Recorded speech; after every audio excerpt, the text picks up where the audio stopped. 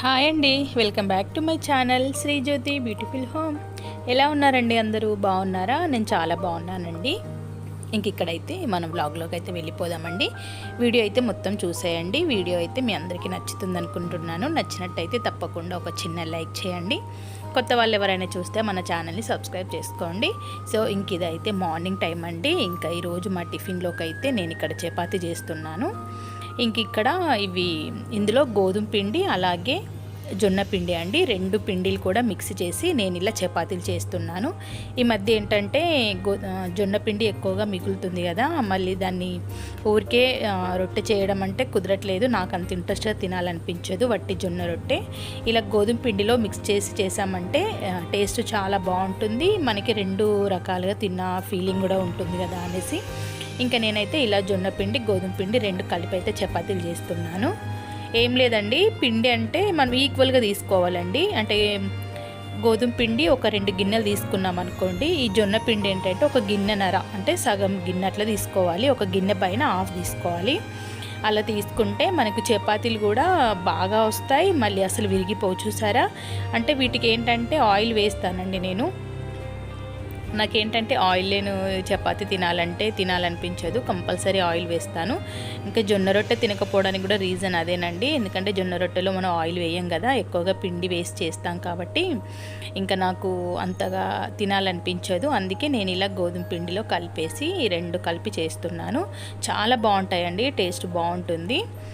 నేనైతే ఇక్కడ చపాతీలు చేస్తున్నాను. అలాగే మాకు ఇక్కడ ఇప్పుడు ఇంత మార్నింగ్ కర్రీ అయితే ఏం చేయట్లేదండి. ముందు రోజు నైట్ చేసిన టమాటా పప్పు ఉందన్నమాట. పప్పు ఉంది కదా, పప్పులోకి కాంబినేషన్ చపాతీ బాగుంటుంది కదా అనేసి నేనైతే చపాతీలు అయితే చేస్తున్నాను. ఇక్కడ పిండికి ఇట్లా చిన్న చిన్న ముద్దలు చేసుకుంటాం కదా అండి మనం పిండి కలిపాక. వాటికి మధ్యలో కూడా ఆయిల్ పెడతానండి. అలా ఆయిల్ పెట్టి రెండు కలిపేసి ఇలా చపాతీ చేస్తాను. ఎందుకంటే మనకి చపాతీలు అన్నవి మంచిగా పొంగుతాయి కూడా. చూసారు కదా, నేనైతే ఆయిల్ వేస్తానండి. ఆయిల్ లేకుండా అయితే చపాతీ అసలు తినలేను, నాకు అంత ఇంట్రెస్ట్ అనిపించదు. ఇక్కడైతే చపాతీలు కూడా చేసేస్తున్నాను. ఎక్కువ లేదండి, మా ఇద్దరు వరకే చేస్తున్నాను. మిగిలిన పిండి అంతా కూడా మళ్ళీ నేను ఫ్రిడ్జ్లో పెట్టేస్తానండి. అంటే మనకి ఎప్పుడు తినాలనిపిస్తే అప్పుడు చేసుకోవచ్చు కదా వేడివేడిగా చపాతీ అనేసి. మా వారి కోసం ఒక 3 చేశాను, నా కోసం ఒక 2 చేసుకున్నాను అన్నమాట. సరిపోతాయి మా ఇద్దరికి. ఇక్కడైతే చూసారు కదా, ఇలా పల్సగా వస్తాయండి. మన జొన్న పిండి కూడా ఉంటుంది కాబట్టి పిండి తొందరగా సాగుతుందండి. అంటే చేయడం అంటే అంత ఫాస్ట్గా చేయలేము, కొంచెం నెమ్మదిగా చేసుకోవాలి. మనం గోధుమ పిండి చేసినంత ఫాస్ట్గా అయితే ఈ జొన్న పిండితో చేయలేము కదా. రెండు ఉన్నాయి కాబట్టి కొంచెం బెటర్గా అయిపోయింది నాకు. ఇక్కడైతే ఆయిల్ వేస్తూ కాల్ చేస్తున్నానండి. మా వారు ఫ్రెష్ అయ్యి వచ్చే వరకు చపాతీలు కూడా అయిపోయాయంటే మా వారికి పెట్టేసి ఇస్తాను. మా వారు తినేసాక నేను కూడా తినేస్తాను. మార్నింగ్ టిఫిన్ చేశాకే మిగిలిన పనులన్నీ కూడా చేసుకుంటామండి. చూసారు కదా చపాతీలు ఎంత బాగా వచ్చాయో. జొన్న పిండి గోధుమ పిండి రెండు మిక్స్ చేసిన చపాతీలండి. సో మా వరకైతే ఓకే అండి, సరిపోతాయి. ఇక్కడ ముందు రోజు చేసిన పప్పు ఉందని చెప్పాను కదా, ఇదైతే కొంచెం వేడి చేస్తున్నాను. బాగుందండి టేస్ట్, అందుకే చపాతీ చేశానన్నమాట. నాకేంటంటే ఇలా పప్పులోకి ఆలు వంకాయ కర్రీలోకి ఇష్టం అన్నమాట చపాతీ. నాన్ వెజ్లో కూడా బాగుంటుంది. ఇక్కడైతే పాలు వేడి చేశానండి. అందులో ఉన్నవి నేను టీ పెట్టేసుకుంటాను. మిగిలిన పాలు ఏంటంటే పెరుగు తోడు వేస్తానండి. ఇక్కడ మా వారు తినేశారు, మా వారు టీవీ చూస్తున్నారు. నేను కూడా ఇక్కడ టిఫిన్ అయితే చేస్తున్నాను.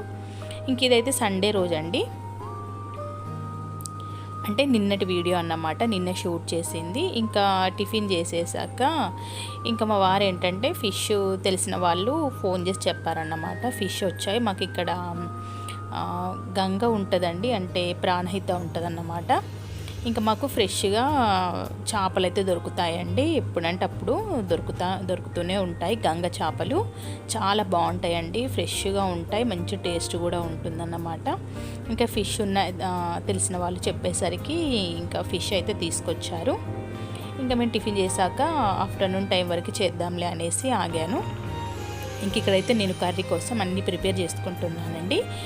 మనకు ఫిష్ అనగానే గుర్తుకొచ్చేటి ఏంటంటే ఇలా ఆనియన్స్ అయితే కాల్చుకోవాలి కదా. ఇక్కడైతే నేను ఆనియన్స్ కాలుస్తున్నానండి. మనకి ఇలా కాల్చిన ఆనియన్స్ వేస్తే కర్రీ మంచి ఫ్లేవరు మంచి టేస్ట్ ఉంటుందండి. ఇంకా నాకు ఇంట్లో మా వాళ్ళు ఎవరు నేర్పింది కాదండి ఫిష్ కర్రీ. నేను నార్మల్గా యూట్యూబ్లో చూసి నేర్చుకున్నాను. చాలా బాగుంటుందండి టేస్ట్. నేను ఎప్పుడు ఇలాగే చేస్తాను. ఇంక ఇక్కడైతే ఒక 1 kg ఫిష్కి నేను ఇక్కడ ఒక 2 ఉల్లిపాయలు తీసుకున్నానండి. ఈ సైజు ఉల్లిగడ్డలు అయితే తీసుకున్నాను.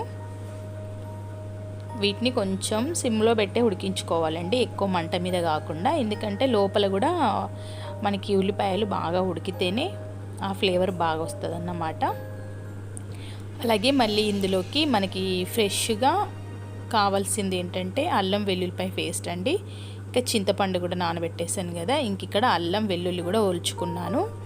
ఇలాంటి అప్పుడప్పుడు చేసే ఫిష్ కర్రీలోకి అన్నీ అప్పటికప్పుడు ఫ్రెష్ వేసుకుంటేనే టేస్ట్ బాగుంటుందండి.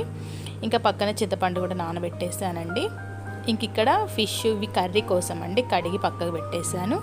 ఇంకా మిగిలిన వచ్చేసి ఇవి ఫ్రై చేస్తానన్నమాట.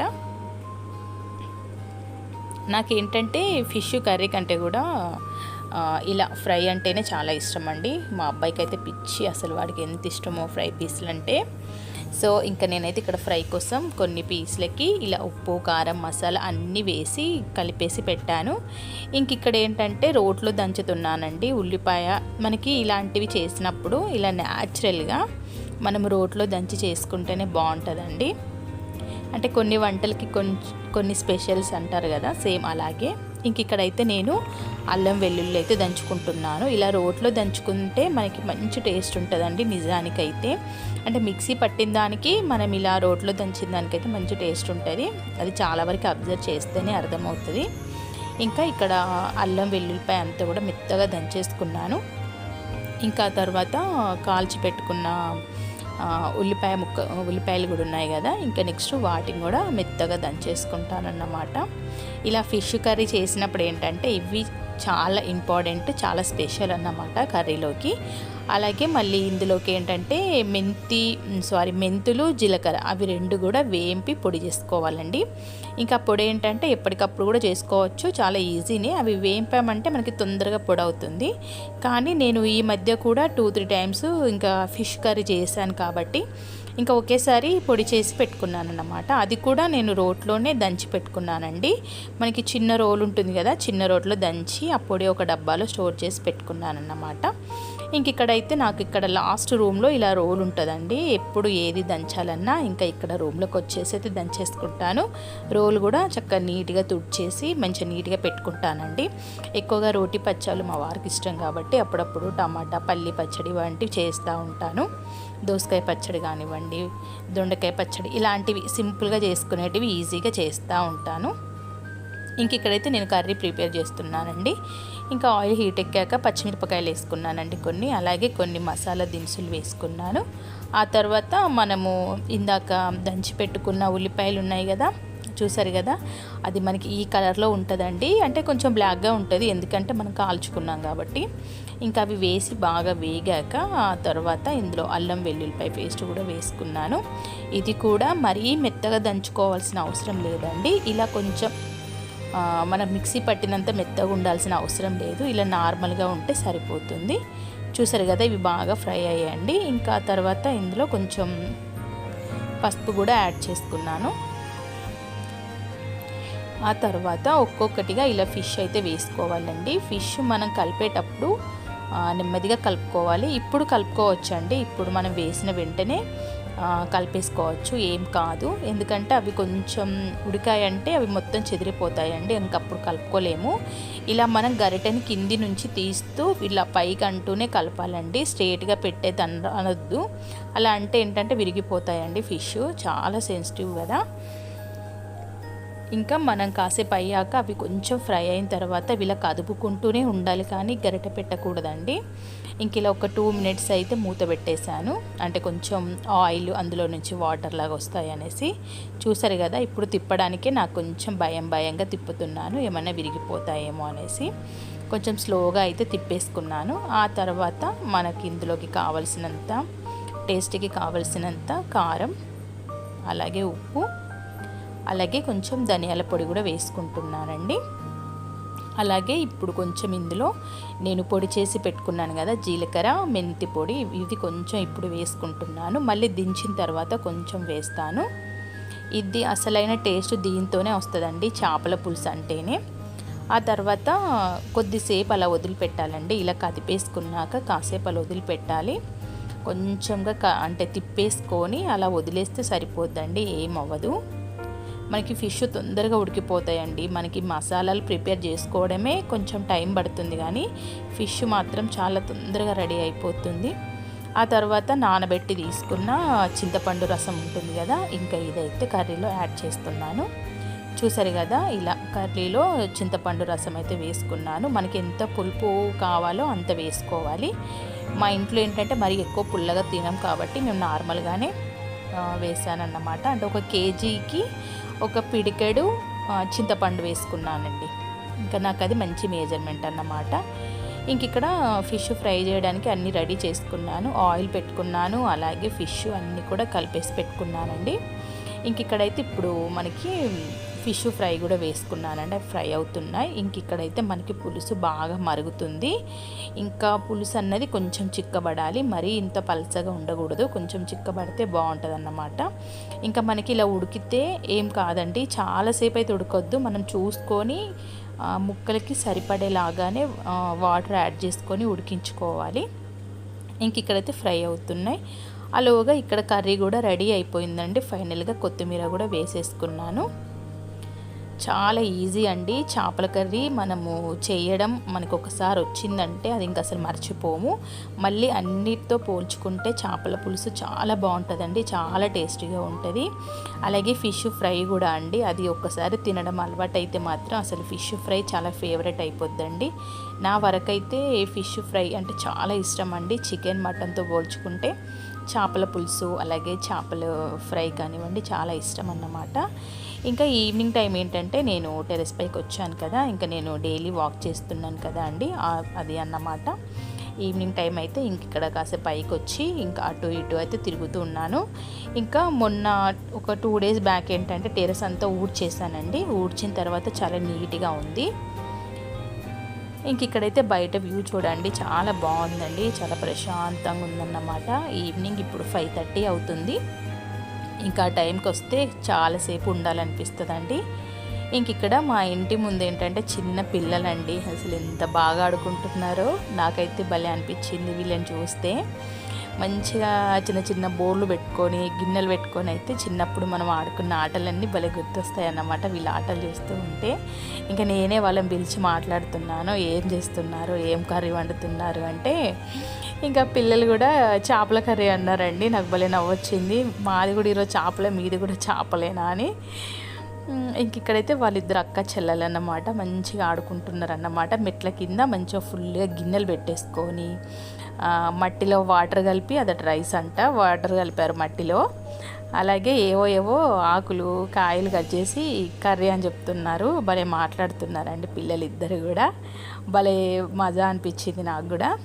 సో మొత్తం మీద అయితే పిల్లలిద్దరిని ఇలా చిన్న వీడియో అయితే షూట్ చేశాను. ఇంకా నన్ను రమ్మంటున్నారు అన్నమాట, రా మా చేపలు తిను అని అంటున్నారండి. సో మొత్తం మీద అయితే వీడియో ఇది షూట్ చేశాను అన్నమాట. సండే రోజు అండి, సండే వ్లాగ్ ఇది. సో వీడియో అయితే మీ అందరికీ నచ్చిందా అండి? నచ్చింది అనుకుంటున్నాను. నచ్చినట్టయితే తప్పకుండా మన ఛానల్ని సబ్స్క్రైబ్ చేసుకోండి. అలాగే వీడియో నచ్చితే తప్పకుండా లైక్ చేయండి. అలాగే ఎవరికైనా ఇంట్రెస్ట్ ఉంటే మాత్రం తప్పకుండా షేర్ చేయండి. సో వాళ్ళకైనా నచ్చుతుంది కదా. సో ఈవినింగ్ టైం అయితే ఇలా అంతా కూడా వీడియో షూట్ చేశానండి. పైకి వస్తే మాత్రం చాలా పీస్ఫుల్గా, చాలా ప్రశాంతంగా బాగా అనిపిస్తుందండి. ఇక్కడికి కాసేపు అలా ఉందామని వస్తాము, ఏదో ఒక పని మీద వస్తాను నేను. కాకపోతే కాసేపు ఇక్కడే ఉండాలనిపిస్తుందండి, ఇంకా ఇంట్లోకి వెళ్ళాలనిపించదు. ఎందుకంటే మాకు ఇక్కడ ఎక్కువ పొల్యూషన్ అంటే అట్లా ఏమి ఉండదండి. మంచిగా చుట్టూ పచ్చని చెట్లు, మళ్ళీ 2 వైపులా ఎటు చూసిన టెంపుల్స్ కనిపిస్తాయి. ఎదురుగా మంచిగా ఇలా గుట్ట ఉంటుందండి, మాకు గుట్ట కనిపిస్తుంది, ఫుల్ చెట్లు ఉంటాయి, బాగుంటుందండి. నిజం చెప్పాలంటే సిటీ కంటే కూడా మనకి ఊర్లలోనే చాలా ప్రశాంతమైన వాతావరణం అయితే ఉంటుందండి. సో ఎక్కడిది అక్కడే, కాకపోతే ఇక్కడ ఉన్నంత అంత ఫీజ్గా అక్కడ ఉండలేమనిపిస్తుంది కదా మనకి. ఓకే ఫ్రెండ్స్, వీడియో నచ్చితే లైక్ చేయండి. థ్యాంక్ యూ సో మచ్ అండి అందరికీ.